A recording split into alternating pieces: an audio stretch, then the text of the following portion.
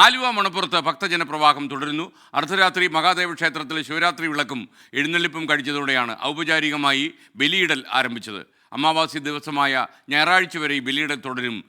ആലുവ മണപ്പുറത്ത് നിന്ന് അശ്വിൻ പാലാഴി കൂടി നമുക്കൊപ്പം ചേരുകയാണ്. Ashwin, good morning. അവിടെ ഇപ്പോൾ ഭക്തജന തിരക്കാണെന്ന് അറിയുന്നു. എന്തൊക്കെയാണ് അവിടെ നിന്നുള്ള അപ്ഡേറ്റ്സ്?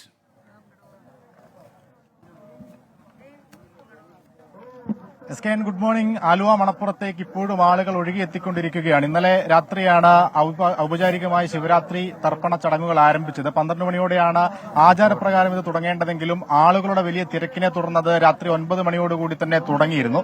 അപ്പോൾ മുതൽ ആളുകളുടെ വലിയൊരു ഒഴുക്ക് ഈ ആലുവ മണപ്പുറത്തേക്ക് തുടങ്ങിയതാണ്. അതിപ്പോഴും തുടരുകയാണ്. അഭൂതപൂർവമായ തിരക്ക് എന്നൊക്കെ പറയാവുന്ന രീതിയിലേക്ക് ആലുവ മണപ്പുറം ഇപ്പോൾ പോയി കഴിഞ്ഞിരിക്കുന്നു. നമ്മൾ ദൃശ്യങ്ങളിൽ കാണുന്നത് ആലുവ ക്ഷേത്രത്തിലേക്കുള്ള പാലം ഇറങ്ങി വന്ന വലത്തെ സൈഡ് മാത്രമാണ്. ഇതിനപ്പുറത്തേക്ക് ഇപ്പോഴും ആളുകൾ ഒരുപാട് വന്നുകൊണ്ടിരിക്കുകയാണ്. ഒരു ഭാഗം നിറയെ ആളുകൾ നിറഞ്ഞ സാഹചര്യമുണ്ട്. അങ്ങനെ മണപ്പുറം നിറഞ്ഞ ആളുകൾ നിൽക്കുന്ന ഒരു സാഹചര്യത്തിലേക്ക് ഈ രാവിലെ തന്നെ കാര്യങ്ങൾ നീങ്ങിയിട്ടുണ്ട്. എന്തായാലും ഈ സുരക്ഷയെ കണക്കിലെടുത്ത് കൂടുതൽ പോലീസുകാരെയൊക്കെ ഇവിടേക്ക് നിയോഗിച്ചിട്ടുണ്ട്. ആളുകളുടെ യാത്രാ സൗകര്യം മെച്ചപ്പെടുത്തുന്നതിന്റെ ഭാഗമായി കൊച്ചി മെട്രോയും KSRTCയും റെയിൽവേയും ഒക്കെ കൂടുതൽ സൗകര്യങ്ങൾ വർദ്ധിപ്പിക്കുകയും ചെയ്തിട്ടുണ്ട്. എന്തായാലും ഇന്ന് 11 മണിവരെയൊക്കെ ഈ തിരക്ക് ഇതേ രീതിയിൽ തുടരും. ഉച്ചയ്ക്ക് 2 മണിവരെ ബലിതർപ്പണ ചടങ്ങുകൾ നീളുകയും ചെയ്യും. എന്തായാലും തിരക്ക് അഭൂതപൂർവമായി തന്നെ തുടരുകയാണ്.